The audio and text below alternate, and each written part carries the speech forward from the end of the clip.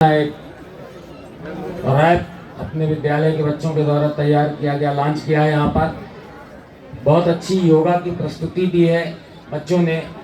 ठाकुर द्वारा स्कूल की बच्चियों ने बहुत अच्छी बैंड की अपनी प्रस्तुति दी है। और इस पार्क के अंदर घुसते समय नुक्कड़ पर एक स्कूल के बच्चों ने लोगों को जागरूक करने के लिए, स्पेशली मतदान के लिए, वहाँ पर लोगों में जोश भरा है, जोश जगाया है अपनी के कार्यक्रमों के माध्यम से।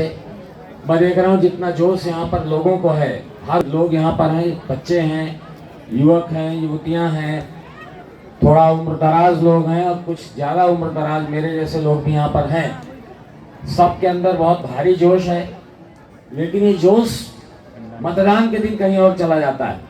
शायद हरिद्वार चला जाता है, मथुरा वृंदावन चला जाता है, मामा फूफा के यहाँ चला जाता है, या छुट्टी मनाने चला जाता है, या शर्मा जी के यहाँ कचौरी खाने चला जाता है, या पड़ोस वाली वर्मा आंटी के यहाँ गप मारने के लिए चला जाता है।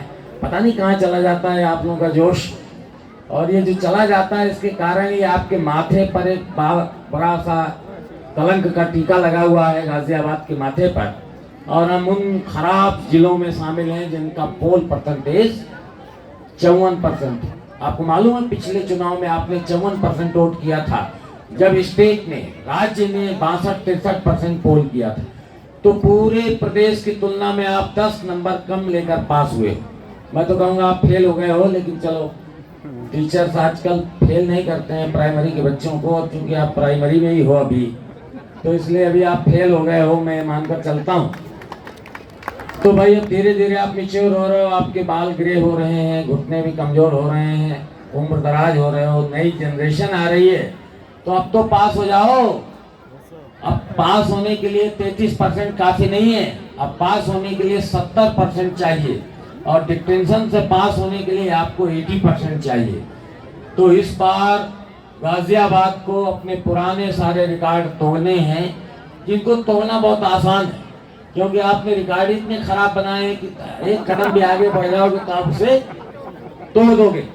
तो जितना जोश आप कचौरी खाने में दिखाते हो, शर्मा जी से गप मारने में दिखाते हो, राजनीतिक व्यवस्था की आलोचना करने में दिखाते हो, यूक्रेन वार में क्या होगा उसका 100 बहाने हैं जिसकी वजह से आप मतदान केंद्र में न जाएं।